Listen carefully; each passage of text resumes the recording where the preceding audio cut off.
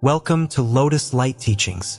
Today, we're diving into a deeply transformative topic: the 7 things you should keep private in 2025 to protect your peace and nurture your inner growth. In a world that often glorifies oversharing, we'll uncover the ancient wisdom of guarding what's sacred. Together, let's explore how discretion and silence can lead to a more fulfilling, authentic life. Let's begin this journey. Have you ever felt drained after sharing a personal victory, only to realize that the reactions you received didn't match your joy? Or perhaps you've confided in someone about your struggles, only to feel judged or misunderstood. In today's hyper-connected world, we're often encouraged to share every detail of our lives: our plans, triumphs, struggles, and even our spiritual journeys. But have you ever stopped to ask, is this truly serving my peace? Buddhist philosophy teaches us that some aspects of life are meant to be cherished in silence, nurtured like seeds beneath the soil. When we protect what's sacred, we create a sanctuary for growth, untouched by the noise and judgment of the outside world. Imagine a lotus blooming in still waters. Its beauty lies not just in its petals, but in the quiet strength of its roots, hidden beneath the surface. In this video, we'll explore the 7 things you should keep private in 2025. These principles, inspired by Buddhist wisdom and enriched with real-life examples, will guide you toward a life of clarity, strength, and purpose. But before we dive into these teachings, let me share a simple story. There was once a sculptor who worked tirelessly on a masterpiece. Each day, he carefully chiseled away at the stone, crafting every detail with love and precision. Friends and strangers often passed by, asking to see his progress, but he declined. "Not yet," he would say with a smile. Months later, when the sculpture was complete, he unveiled it to the world. The beauty was breathtaking, leaving everyone in awe. Had he shown it too soon, it would have been met with critique or distraction. But in protecting his work, he allowed its true magnificence to emerge. Your life is like that masterpiece. By learning what to protect and when to reveal it, you can honor your journey and allow your true self to flourish. So, let's embark on this path together, starting with the lessons that will help you reclaim your peace in a noisy, demanding world. 1. Protect your finances and successes, rooted in humility and contentment. There's a peculiar quietness in success that often goes unnoticed. When we achieve something meaningful, whether it's a financial milestone, a career promotion, or an ambitious goal, it fills us with a radiant sense of accomplishment. Yet, in that joy, there's a subtle pull, an urge to share our victories with the world. After all, isn't happiness greater when celebrated with others? But what happens when that celebration invites envy, judgment, or the burden of expectations? In the teachings of the Buddha, we are reminded that true contentment is a deeply personal journey. It cannot be found in the applause of others or in the fleeting glow of admiration. Instead, it resides in a quiet alignment with our inner purpose, a lesson often clouded by the distractions of modern life. Anna's story illustrates this tension well. A bright, hardworking young woman, Anna had spent years striving for a high-paying job that would secure her financial independence. When the day came, she was overjoyed. As many do, she turned to social media to share her happiness. The post garnered likes, congratulatory messages, and admiration. For a moment, she felt her happiness amplified by the collective validation. But then, things shifted. A friend, once supportive, began withdrawing from her. Another, impressed by her success, started asking for financial favors. Family members began offering unsolicited advice about how she should spend her new wealth. The joy of her achievement grew heavier, weighed down by the complexities it brought. Anna realized that while sharing her success had brought a brief sense of connection, it had also opened her to envy, expectations, and a creeping insecurity about how others now viewed her. Anna's experience is not unique. In a world driven by social comparison, financial successes often become a double-edged sword. They shine brightly, but that light can cast long shadows. The Buddha taught that suffering arises from attachment, not only to material wealth but also to the approval of others. In Anna's case, Her joy became tethered to external validation, leaving her vulnerable when that validation turned to scrutiny. Buddhist philosophy provides a profound lens through which to view these experiences. At its core is the practice of upekkha, or equanimity, which invites us to remain balanced in the face of praise and criticism. The Buddha often compared life's highs and lows to the waves of the ocean, ever-changing, never constant. Just as the waves rise and fall, so too do moments of success and challenge. By cultivating equanimity, we learn to experience life's gifts without clinging to them, finding peace in their impermanence. This teaching connects deeply with the principle of anatta, or non-self, which reminds us that our identity is not defined by external achievements. When we anchor our self-worth in wealth or recognition, we tether our happiness to the shifting opinions of the world. Instead, the Buddha invites us to turn inward, to nurture contentment that isn't swayed by applause or diminished by criticism. Imagine for a moment that your accomplishments are like a delicate lotus flower. The lotus blooms beautifully, but its roots are submerged in the still waters of a pond. The stillness of the water allows the flower to flourish. But if the water becomes agitated, disturbed by constant external attention, the lotus struggles to remain upright. Similarly, our successes are best nurtured in the quiet depths of inner stillness, shielded from the turbulence of comparison and external judgment.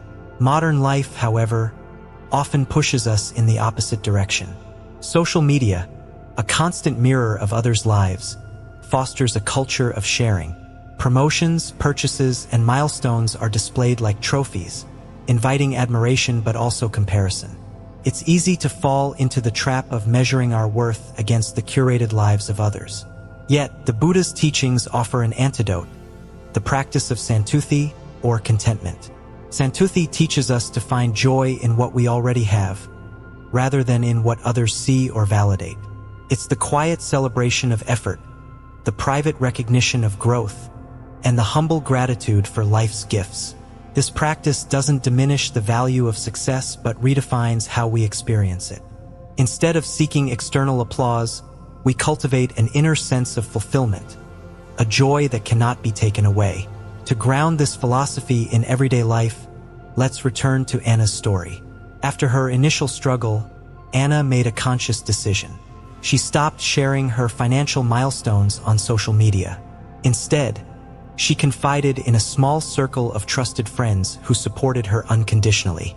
She celebrated her victories privately, journaling about her gratitude and reflecting on how her hard work aligned with her personal values. Over time, she noticed a profound shift. Her achievements felt lighter, freer. She no longer worried about how others perceived her or whether her success measured up. She reclaimed her joy, rooted in humility and self-awareness. Her journey echoes a simple truth. When we treat our successes like seeds in a garden, nurturing them quietly and thoughtfully, they grow stronger. Public recognition may provide fleeting validation, but it is in private reflection that we truly appreciate the fruits of our labor. There's also a deeper lesson here, one tied to the law of karma. In Buddhism, karma isn't just about actions but also intentions. When we share our accomplishments with the intent to inspire others, it carries positive energy. But when the intent is rooted in ego, seeking validation or comparison, it can invite unintended consequences, like envy or judgment. By pausing to examine our motives, we align our actions with mindful intention, creating harmony rather than discord. Imagine a farmer who plants seeds with care, watering them diligently and protecting them from harsh winds. Over time, the crops grow strong, providing nourishment and abundance. But if the farmer uproots the seeds prematurely to show their progress, the growth is stunted. Similarly, when we protect our achievements with humility, allowing them to mature in their own time, we create a foundation for lasting success. Reflecting on this, I'm reminded of a story from the Buddha's life. A young man approached the Buddha, boasting of his wealth and achievements. He sought the Buddha's approval, asking how his success compared to others. The Buddha, with his characteristic calm, responded with a question: does the sun shine more brightly because it is seen, or does it shine simply because it is? The young man fell silent, realizing the truth. Success, like the sun, does not need to be witnessed to hold its value. Its brilliance is intrinsic, independent of recognition. This profound wisdom invites us to honor our accomplishments quietly, letting their light radiate from within. As you navigate your own journey, consider this. What drives your desire to share your successes? Is it a genuine wish to inspire, or is it a longing for validation? What would it feel like to celebrate your achievements in solitude, savoring the quiet pride of knowing how far you've come?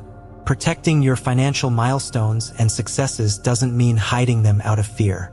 It means honoring them as sacred parts of your journey, shielding them from the distractions of comparison and external judgment. It's an act of self-compassion, a recognition that your worth is not defined by others' perceptions but by the quiet resilience and effort that brought you here. In the end, the greatest rewards lie not in what others see but in the peace and fulfillment you cultivate within. Like the lotus flower rooted in still waters, your successes bloom most beautifully when nurtured in humility and contentment. Dreams, like the tender sprout of a young tree, begin their journey in fragility. They are filled with potential yet require care, patience, and quiet nurturing to grow strong. The world, however, often encourages us to share these dreams prematurely, to showcase them before they've taken root. This urge to overshare stems from a longing for validation, a desire to feel seen, or perhaps the hope that sharing will accelerate their growth. But what happens when these tender aspirations are exposed to the harsh winds of doubt, negativity, or even envy? In the teachings of the Buddha, there is wisdom in silence. Silence is not emptiness, but a space where clarity, strength, and focus can take form. Just as the lotus flower blooms most beautifully in still waters, so too do our dreams thrive when nurtured in quietude. When we guard our aspirations, we protect not only their potential but also our ability to navigate their path with confidence and peace. Imagine a farmer planting a seed in fertile soil. Each day, the farmer waters it, ensuring the soil is rich and undisturbed. The seed begins to sprout, its roots quietly growing deeper, seeking strength from the earth. Yet, if the farmer, driven by impatience or a need to show others progress, repeatedly uproots the seedling to display its growth, the roots will never fully form. The sprout will wither, unable to sustain itself in the absence of the nurturing soil. This is the nature of dreams. When we expose them too early to the opinions or doubts of others, we disrupt their delicate process of growth. Skepticism, even if well-meaning, can seep into the soil of our confidence, weakening our resolve. The Buddha often spoke of samavayama, right effort, as part of the Eightfold Path. This effort includes not only action but also restraint, the wisdom to know when to act and when to allow things to unfold in their own time. Mark's story is a poignant illustration of this lesson. He was a passionate, idealistic individual who dreamed of starting a nonprofit to address food insecurity in his community. Filled with excitement, he shared his vision widely, hoping to inspire others and gather support. At first, he received encouragement, but as more voices entered the conversation, doubts began to surface. What if it doesn't work out? Some asked. Do you really have the resources? Others questioned. These seeds of doubt, though seemingly harmless, began to take root in Mark's mind. He started second-guessing his abilities, wondering if he was truly capable of bringing his vision to life. Over time, his enthusiasm waned, and the dream that once burned brightly within him began to fade. Years later, Mark revisited his idea. This time, he approached it differently. He kept his plans close to his heart, sharing them only with a few trusted individuals who believed in his vision. He worked quietly, step by step, nurturing his dream with care and focus. Without the noise of external opinions, he found clarity and strength. Eventually, he launched his nonprofit, which went on to make a significant impact in his community. By guarding his aspirations, he had given them the space they needed to flourish. There is a delicate balance between seeking support and protecting our dreams. The Buddha's teaching of Kalyamita, or spiritual friendship, reminds us of the importance of surrounding ourselves with those who uplift and encourage us. However, even among trusted friends, discretion is key. Sharing too soon or too broadly can dilute the purity of our intentions, shifting our focus from the work itself to the reactions it elicits. Modern culture often exacerbates this challenge. Social media, with its emphasis on visibility and validation, creates a pressure to announce our plans as soon as they are conceived. A new project, a career aspiration, or even a personal goal is quickly shared in the hope of receiving likes, comments, or approval. Yet, this external validation is fleeting, and the true work, nurturing the dream, can become overshadowed by the desire to maintain appearances. The Buddha's teachings on anicca, or impermanence, offer a profound reminder here. Dreams, like all things, are subject to change. They may evolve, take unexpected turns, or even dissolve entirely to make way for something greater. When we guard them in their infancy, we allow them the freedom to grow and transform without the constraints of others' expectations. This quiet flexibility is a source of strength, enabling us to adapt and persevere. I've often found that the most transformative dreams are those nurtured in solitude. There is a peace that comes from working on something privately, free from the noise of external judgment.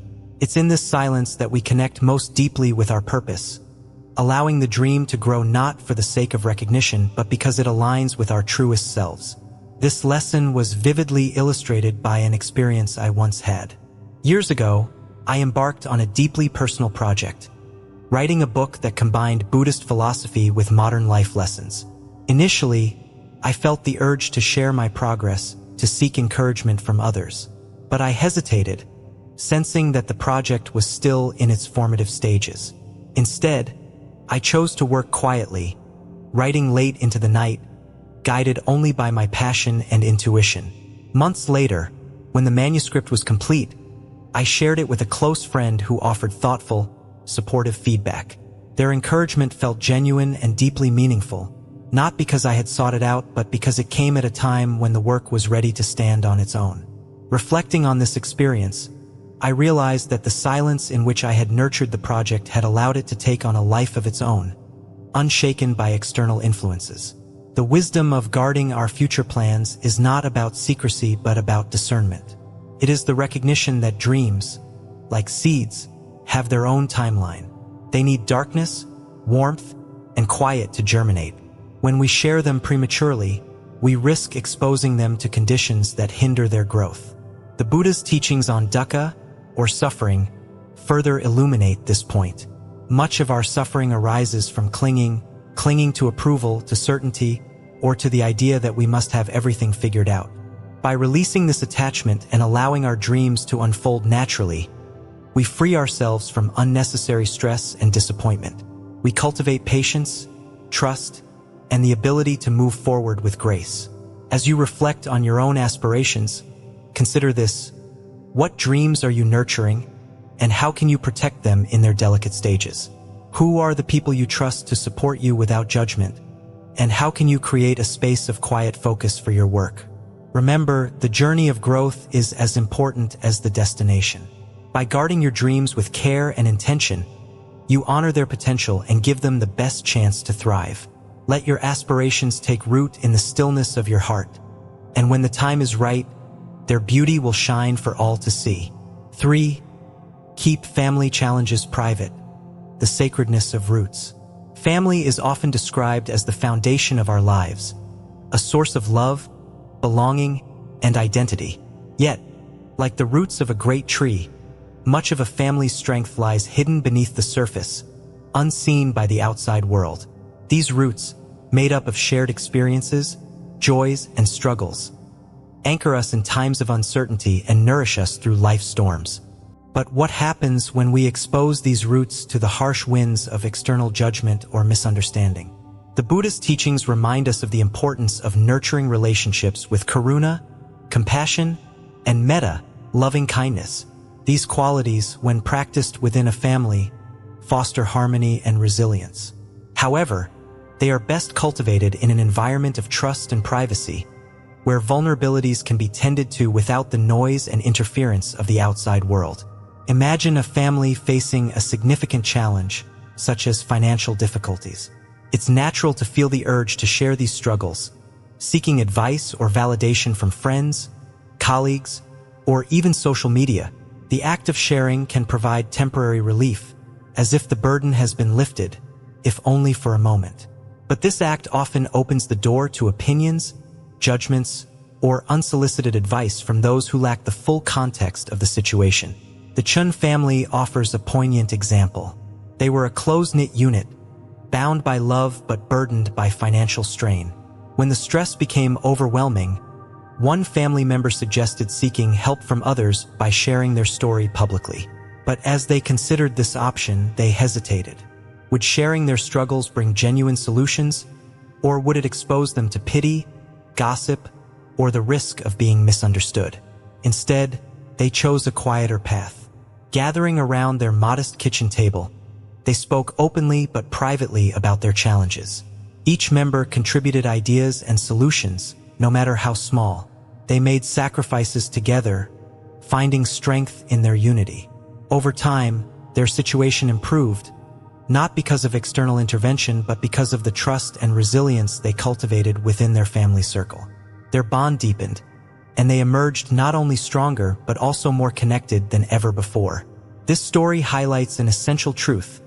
Family challenges are best resolved in the sacred space of trust. The Buddha often likened relationships to a garden. Just as plants need careful tending, relationships thrive when nurtured with patience, love, and care. But what happens if you expose a fragile seedling to the harsh elements too soon? It withers before it has a chance to grow.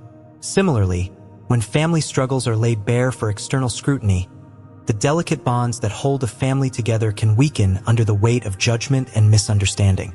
The teachings of anicca, impermanence, also shed light on why privacy matters. Challenges, like all things, are temporary. They pass like clouds across the sky, changing shape and dissolving with time. When we share these struggles prematurely, we risk solidifying them in the eyes of others, creating a narrative that may no longer be true when the storm has passed. By keeping our struggles private, we allow them the space to resolve and evolve naturally, without external interference. It's worth considering why we feel compelled to share family challenges in the first place. Is it out of a genuine need for help, or is it driven by a desire for validation or sympathy? The Buddha's teaching on dukkha, suffering, reminds us that much of our pain arises from attachment to how we want others to perceive us, or to the idea that external solutions will bring relief. True freedom comes from looking inward, finding strength within ourselves and our closest relationships. Reflecting on my own experiences, I recall a time when my family faced a deeply personal challenge. There was a moment when I considered reaching out to others for advice, hoping their perspective might offer clarity. But as I sat in quiet contemplation, I realized that no one outside our family could truly understand the nuances of our situation. Instead, I turned to my loved ones, sharing my fears and hopes within the safe haven of their understanding. Together, we found a way forward, guided by mutual compassion and a shared determination to heal. Privacy does not mean secrecy, nor does it imply avoidance. Rather, it is an act of protection, shielding the sacred bonds of family from the chaos and noise of the outside world. When we keep our challenges private, we create a space where healing can take place without distraction. This practice aligns with the principle of samavaka, right speech, part of the Buddha's Eightfold Path. Right speech encourages us to speak mindfully, sharing only what is truthful, kind, and necessary. In the context of family struggles, it means choosing when, how, and with whom to share our burdens. Modern life, however, often blurs these boundaries. Social media encourages us to broadcast even the most intimate aspects of our lives, creating a culture where privacy is undervalued. But just because we have the ability to share doesn't mean we should. As the Buddha taught, the wise discern the difference between what is helpful and what is harmful, choosing the path that leads to peace. There's another layer to consider: the role of metta in family dynamics. Metta, or loving kindness, is the practice of wishing happiness and well-being for all beings. When applied to family challenges, it encourages us to approach each other with empathy rather than blame. In moments of tension, it can be tempting to vent frustrations to outsiders, seeking allies or validation, but this often deepens divides rather than mending them. By keeping these struggles private, we create an opportunity to practice metta, fostering understanding and compassion within the family. One of my favorite stories from Buddhist tradition illustrates this beautifully. A father and son once quarreled over a small misunderstanding, their anger growing until it seemed insurmountable. The father, seeking guidance, approached a wise monk and recounted the argument in detail.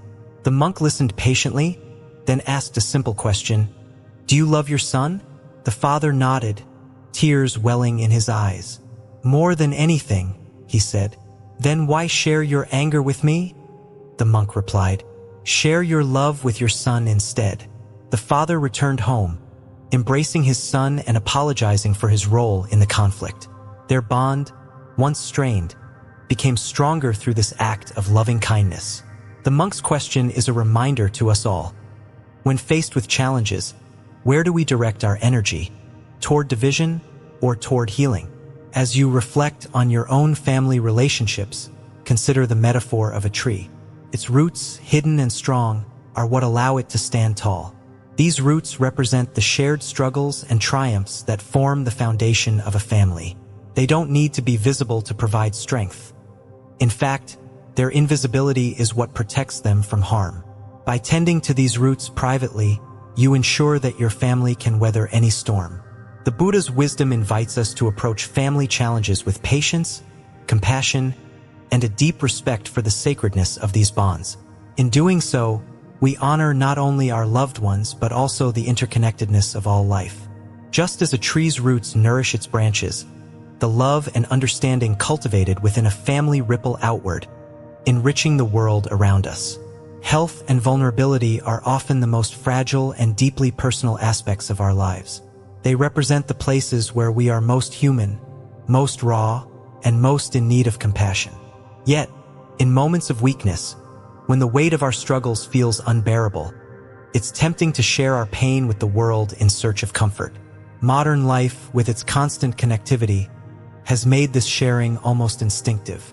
Social media offers a platform to vent, to seek validation, or simply to feel less alone. But what happens when the act of oversharing complicates rather than soothes? Buddhism teaches us the value of stillness, the power of healing within sacred spaces, and the importance of discernment in choosing with whom we share our burdens. Healing, like the repair of a cracked vase, requires patience, care, and a safe environment away from the chaos of the marketplace. Imagine for a moment that you have a precious vase, one that has been passed down through generations. One day it cracks, a visible fissure that threatens its integrity. In a panic, you bring it to a crowded marketplace, hoping someone will help you fix it. Passers-by stop to offer advice. Some suggest glue, others recommend throwing it away, and a few laugh at its fragile state. Overwhelmed, you realize that the vase has become more damaged by being exposed to so many opinions. Its cracks, once manageable, now seem insurmountable. This analogy reflects the risks of oversharing when it comes to our vulnerabilities. Just as the vase needed a quiet, focused space for restoration, so too do our emotional and physical wounds require environments of trust and care. When we share our struggles indiscriminately, we open ourselves to judgment, unsolicited advice, or even indifference, all of which can deepen our pain. Sophia's story serves as a poignant example. A young professional navigating the pressures of a demanding career, she began to experience symptoms of burnout. Desperate for connection and understanding, she turned to social media to share her struggles with anxiety and exhaustion. At first, the responses were encouraging. Friends and acquaintances offered words of support, and for a moment, Sophia felt less alone. But soon, the tone shifted.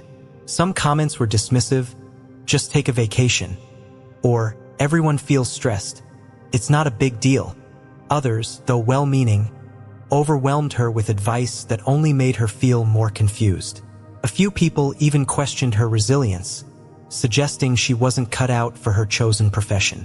What began as a cry for solidarity became a source of greater stress and insecurity. Feeling lost, Sophia withdrew from social media and sought help elsewhere. She confided in a trusted friend who listened without judgment, and she began therapy with a counselor who provided a safe space for her to explore her feelings. In the quiet of these interactions, Sophia found the understanding and guidance she needed.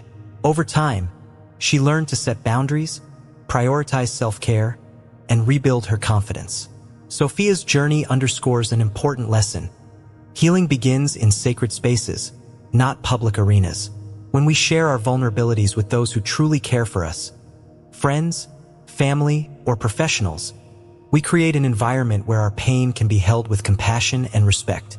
This contrasts sharply with the often impersonal and chaotic feedback of the digital world. Buddhist philosophy provides a framework for understanding this principle. The teachings of Samavaka, right speech, within the Eightfold Path encourage us to speak mindfully, sharing only what is true, kind, and beneficial. When applied to our vulnerabilities, this teaching reminds us to choose our confidence wisely. Not everyone has the capacity to hold our pain with care, and sharing indiscriminately can scatter our energy, leaving us feeling more fragmented. The concept of dukkha, suffering, also comes into play. The Buddha taught that suffering arises from attachment, whether to outcomes, perceptions, or the need for validation. When we share our struggles widely, we often do so out of an unconscious desire to be seen, to have our pain acknowledged and validated. But this attachment can create a cycle of disappointment when the responses we receive fall short of our expectations. Healing, as the Buddha often emphasized, is a deeply personal journey. It requires us to turn inward, to cultivate samatha, calmness, and vipassana, insight, through practices like meditation and self-reflection. These practices help us sit with our pain, understand its roots, and begin the process of transformation. In the stillness of these moments, we connect with our inner wisdom, realizing that our worth is not diminished by our struggles, but enhanced by our resilience. Consider the Japanese art of kintsugi, the practice of repairing broken pottery with gold. This tradition views cracks not as flaws but as part of an object's history, something to be honored and highlighted. The repaired piece becomes more beautiful for having been broken. Similarly, our vulnerabilities, when tended to with care and compassion, can become sources of strength and wisdom. But this transformation can only occur in an environment of stillness and intention, not in the noisy, judgmental spaces of public sharing.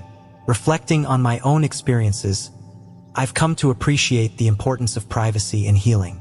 There was a time when I faced a personal health challenge, one that left me feeling vulnerable and uncertain. My initial instinct was to share my fears with as many people as possible, hoping their perspectives would bring clarity. But instead of clarity, I found myself overwhelmed by conflicting advice and unsolicited opinions. Each conversation added a layer of doubt, pulling me further from the calm I so desperately needed. Eventually, I withdrew from the external noise and turned to a few trusted individuals for support. Their quiet presence, their willingness to simply listen, created a space where I could process my emotions and make decisions that felt right for me.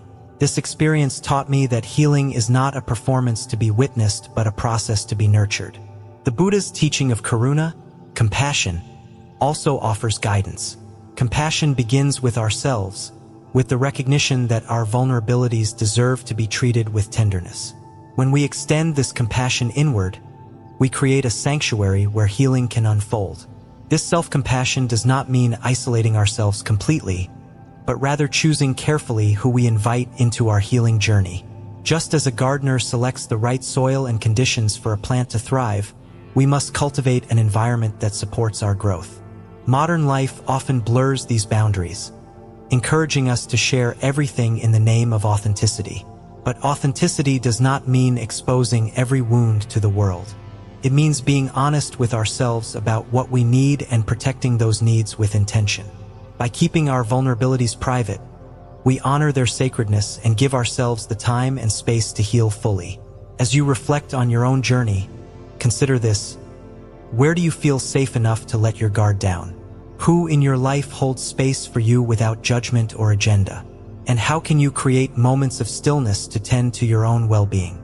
Healing is not linear, nor is it something to be rushed. It is a process of learning, of growing, and of finding beauty in the cracks.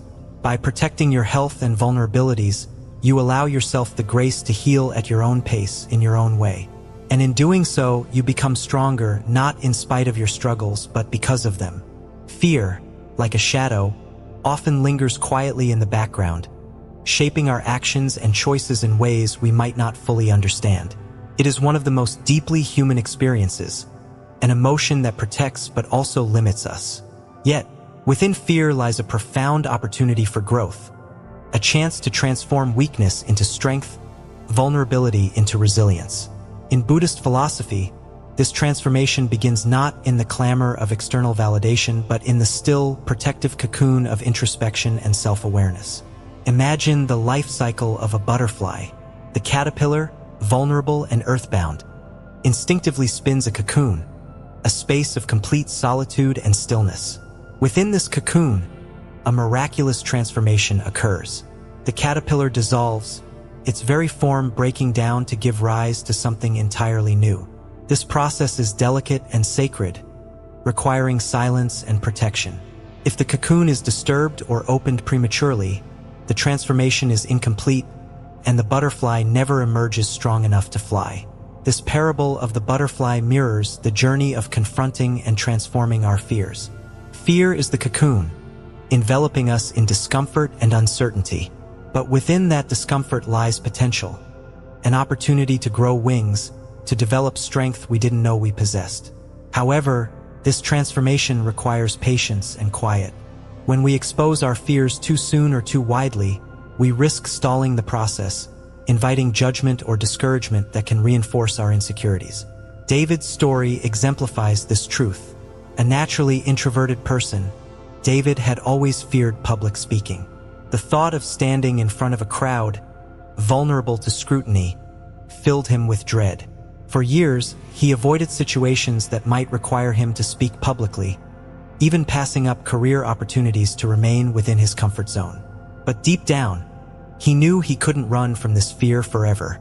Instead of sharing his fears widely or seeking external validation, David chose a quieter path. He began practicing on his own, speaking aloud in front of a mirror, recording his voice, and analyzing his progress. Slowly, he expanded his comfort zone, speaking in front of small, supportive groups. He didn't tell anyone about his efforts, not out of shame, but out of a desire to focus on the process without external pressure. Months turned into years, and David's confidence grew. When the opportunity finally came for him to address a large audience, he stepped onto the stage with poise and delivered a speech that resonated deeply with those who listened. His transformation inspired others, but few knew the quiet, deliberate work that had gone into it. Had he shared his fears prematurely, he might have been met with well-meaning but discouraging advice. Some people just aren't meant to be public speakers. Instead, by guarding his vulnerability, he allowed it to evolve into a source of strength. Buddhism offers profound insights into this process. The teachings on anicca, impermanence, remind us that fear, like all emotions, is transient. It arises, lingers, and eventually fades if we allow it to run its course. When we sit with our fears in silence, without judgment, we create the conditions for their transformation. This aligns with the practice of samatha, calm abiding, where we cultivate inner stillness, allowing the turbulence of our thoughts and emotions to settle like sediment in a glass of water. The Buddha also taught about dukkha, suffering, which often arises from our resistance to fear. We fear the fear itself, creating layers of avoidance and denial that magnify its power. But by embracing fear as a natural part of the human experience, we can begin to unravel its hold on us. This doesn't mean broadcasting our fears to others, but holding them gently within ourselves, acknowledging their presence without letting them define us. Consider another analogy. Fear is like a small flame.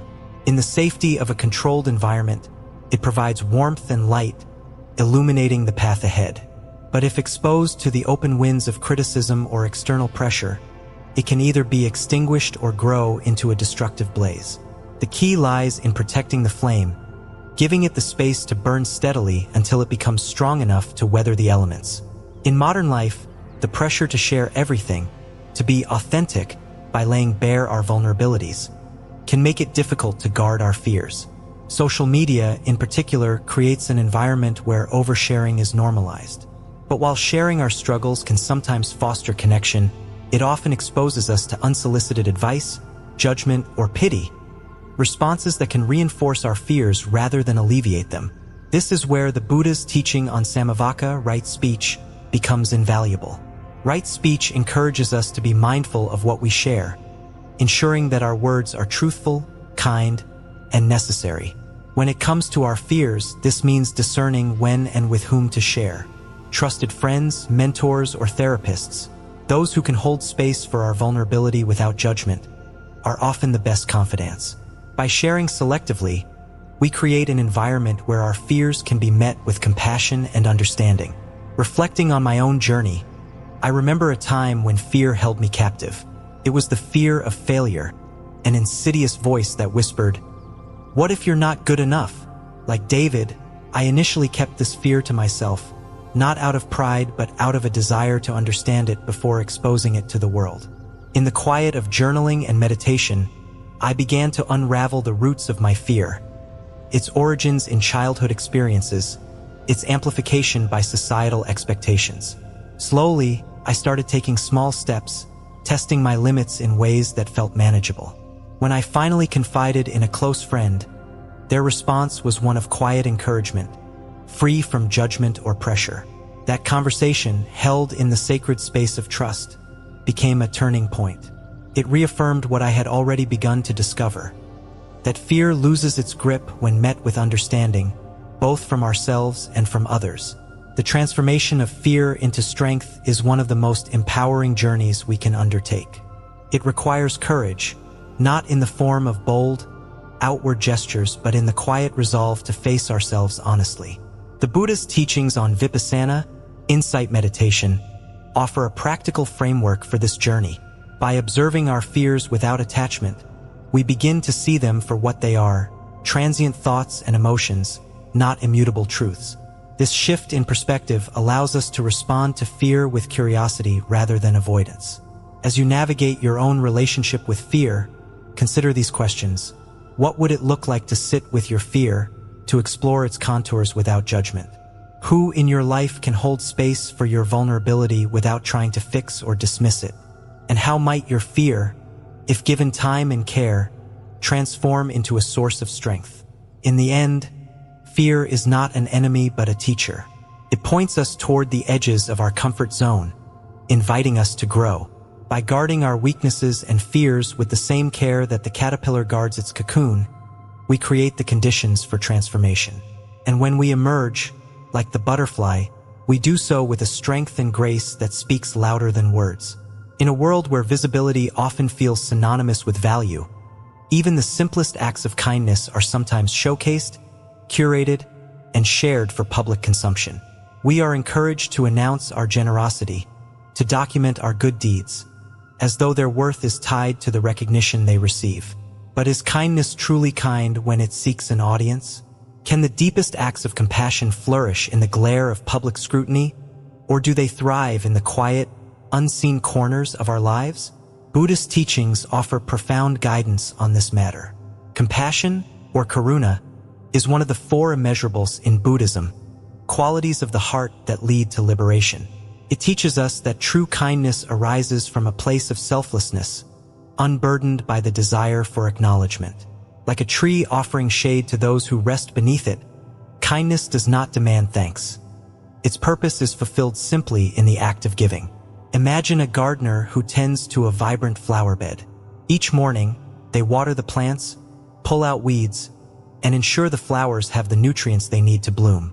The gardener doesn't do this for applause or recognition. They do it because they care for the life they nurture. The flowers, in turn, grow strong and beautiful, offering their fragrance and color freely to the world. This quiet devotion mirrors the essence of selfless kindness. When we give without expectation, our actions carry a purity that resonates deeply with both the giver and the receiver. However, when kindness is performed for validation, its essence becomes diluted. Instead of nourishing others, it becomes a means to feed the ego, shifting the focus from the act itself to the recognition it brings. Linda's story exemplifies this beautifully. For years, Linda had been donating to a local shelter. She never spoke of her contributions, preferring to keep them private. To her, the act of giving was its own reward, a way to express her gratitude for the blessings in her life. One day, Linda visited the shelter, curious to see how her donations were being used. What she found moved her deeply.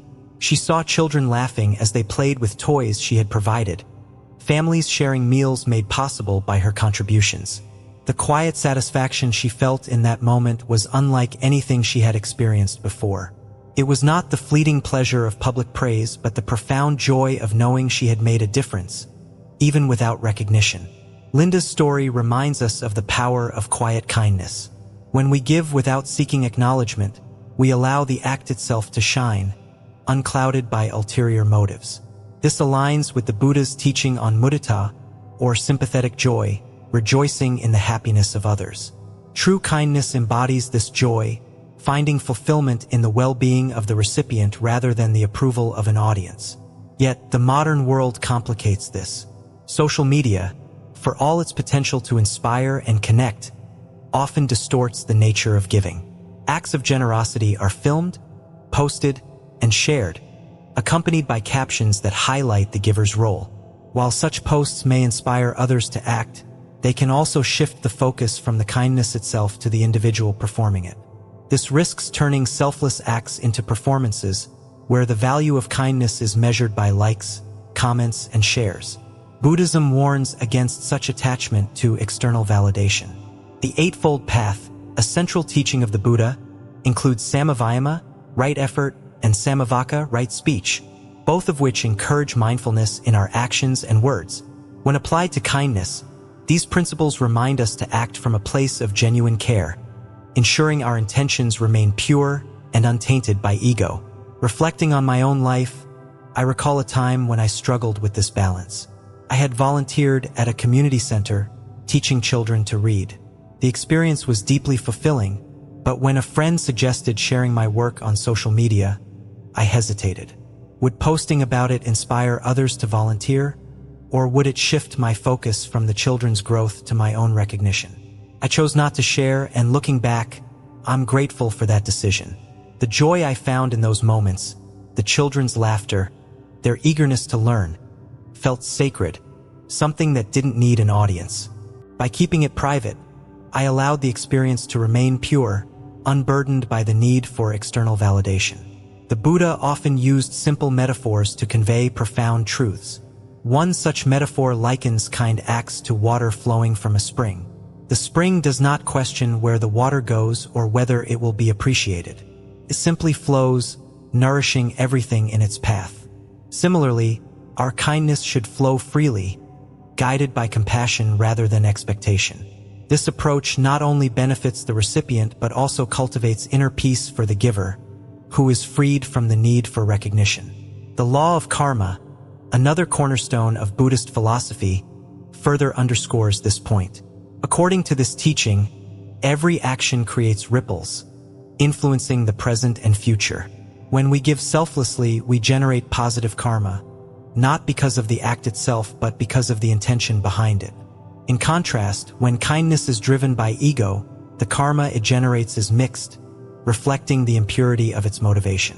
In considering how to apply these teachings to modern life, it's helpful to ask ourselves a few questions. Why am I giving? Is it truly to help others? Or is there a part of me that seeks recognition? How can I ensure my kindness remains selfless and focused on the well-being of the recipient? These reflections can guide us toward a practice of mindful giving, one that honors the essence of karuna and mudita. By keeping our acts of kindness private, we protect their purity, allowing them to nourish both the giver and the receiver in profound and lasting ways. As you think about the role of kindness in your own life, consider the story of a monk who once visited a village plagued by drought. The villagers, desperate for water, asked the monk to pray for rain. Instead, the monk quietly dug a well, working tirelessly under the scorching sun. When water finally flowed, the villagers rejoiced, praising the monk's efforts. But the monk simply smiled and said, "The water was always there. I only helped it find its way." Kindness, like the water in this story, flows most powerfully when it is unencumbered by the need for acknowledgement. It finds its way into the hearts of others, creating ripples of joy, healing, and connection. And in its quiet simplicity, it reflects the profound wisdom of the Buddha's teachings, that true compassion seeks nothing in return. Spirituality is one of the most profound aspects of human existence. It is a deeply personal journey, a quiet exploration of the soul, and a search for meaning that transcends the noise of the world. Yet, in the modern age, even the sacred can become public. The intimate practice of meditation, prayer, or mindfulness is often shared widely, perhaps in the hope of inspiring others or receiving validation. But does this sharing enhance the spiritual journey, or does it dilute its essence? Buddhism offers a timeless perspective on this. Spirituality, much like a lotus flower, flourishes in stillness. The lotus blooms not in turbulent waters but in the calm, silent depths, drawing strength from the mud below. In the same way, spiritual growth requires solitude and introspection, free from the distractions of external validation or judgment. Imagine a monk sitting by a river, his body still, his mind serene. The gentle flow of the water mirrors the clarity within him. Each day he returns to this place, seeking neither applause nor acknowledgement. His peace deepens, his wisdom expands, and he becomes attuned to the rhythm of life. Now, picture this monk sharing his journey prematurely, inviting onlookers, describing his progress, and seeking their opinions. The once clear river of his mind becomes muddied by their words, his solitude disrupted. The growth that flourished in stillness falters under the weight of external expectations. This is the nature of spiritual practice. Its beauty lies in its quiet intimacy, its power in the still waters of personal reflection. When we broadcast our practices for validation, we risk turning them into performances, where the focus shifts from inner transformation to outward recognition. Emma's story illustrates this tension well. A young woman drawn to the practice of meditation, Emma began her journey with sincerity. Each morning, she sat in silence, her mind turning inward, her breath anchoring her to the present. She felt a growing sense of peace, a subtle but profound shift within herself. Excited by this newfound clarity, Emma decided to share her experience on social media. She posted pictures of her meditation space, wrote about her reflections, and even started tracking her progress publicly. At first, the responses were encouraging. Friends praised her commitment, and followers asked for tips. But over time, Emma noticed a change. She began meditating not for herself but for the sake of her posts. Her mind, once focused inward, now drifted toward thoughts of likes, comments, and engagement. The peace she had cultivated started to fade, replaced by a subtle restlessness. Realizing this, Emma made a choice. She stopped sharing her practice and returned to the quiet simplicity of her meditation. Free from the distractions of external validation, she rediscovered the depth and clarity that had first drawn her to the path. Her practice became a refuge once more, a sacred space untouched by the noise of the world. Buddhism teaches us the value of guarding what is sacred. The Eightfold Path, a cornerstone of Buddhist philosophy, emphasizes sammasati, right mindfulness, and samavaka, right speech. These principles remind us to be discerning about what we share and to whom we share it. When applied to spiritual practices, they encourage us to protect the sanctity of our journey, ensuring that it remains authentic and untainted by ego or external pressures. The concept of anicca, impermanence, further deepens this understanding. Spiritual insights, like all things, are fleeting. They arise in moments of stillness and dissolve when grasped too tightly. By keeping our practices private, we allow these insights to unfold naturally, without the interference of external commentary. This quiet humility aligns with the Buddhist teaching of anatta, non-self, which reminds us that our spiritual journey is not about showcasing achievements but about dissolving the illusion of ego. Reflecting on my own experience, I recall a time when I was drawn to share a spiritual insight I had during a meditation retreat. The realization felt profound, and I wanted others to benefit from it. But as I began to articulate it, the clarity of the insight seemed to diminish. Words felt inadequate, and the act of sharing made the experience feel distant, as though it belonged less to me and more to the world. I realized then that some aspects of the spiritual journey are meant to be held in silence, nurtured privately until they fully bloom. The modern world, however, often pushes us in the opposite direction. Social media, with its emphasis on visibility, creates a pressure to document and share even the most personal moments. A yoga session, a mindfulness exercise, a spiritual retreat, all become content for public consumption. While this sharing can inspire others, it also risks commodifying the sacred, reducing profound practices to mere aesthetics or trends. Buddhism offers an antidote to this tendency. The practice of samatha, calm abiding, and vipassana, insight meditation. These practices teach us to turn inward, to find stillness amid the noise, and to cultivate a deep awareness of our thoughts and intentions. When we approach our spiritual journey with this mindfulness, we recognize the importance of preserving its sanctity. We learn to differentiate between sharing for the sake of connection and sharing for the sake of validation. Consider the story of a young disciple who approached a wise teacher, eager to share the insights he had gained during meditation. The teacher listened patiently, then asked a simple question: "Why do you share what is not yet fully yours?" The disciple, confused, asked what the teacher meant. The teacher explained, "A fruit, when unripe, does not nourish. It must remain on the tree until it is ready. Similarly, your insights must ripen in the stillness of your heart before they can truly nourish others." This story underscores the importance of patience and discernment in the spiritual journey. Just as a fruit needs time to mature, so too do our spiritual practices and insights. By keeping them private, we allow them the space to deepen, to integrate into our being, and to bear fruit when the time is right. As you reflect on your own spiritual path, consider these questions. What draws you to share your practices or insights? Is it a genuine desire to connect, or is it a subtle longing for validation? How might your journey deepen if you allowed it to unfold in silence, free from external distractions? Spirituality is a sacred journey, one that invites us to turn inward and discover the depths of our own being. It is not a performance but a practice, not a destination but a process. By guarding our spiritual practices, we honor their sanctity, allowing them to transform us from within. Like the lotus flower blooming in still waters, our spirituality flourishes most beautifully when nurtured in stillness. As we come to the end of this journey, I want you to take a moment to reflect. Think about the moments when you felt most at peace. Was it when you were surrounded by noise and opinions? Or was it in the quiet sanctuary of your own thoughts? The teachings we've explored today remind us that privacy isn't about hiding. It's about protecting what matters most. In 2025, let discretion become your shield and silence your sanctuary. Guard your victories like treasures, nurture your dreams in stillness, and let your struggles find healing in sacred spaces. Remember, the world doesn't need to see every step of your journey to appreciate your growth.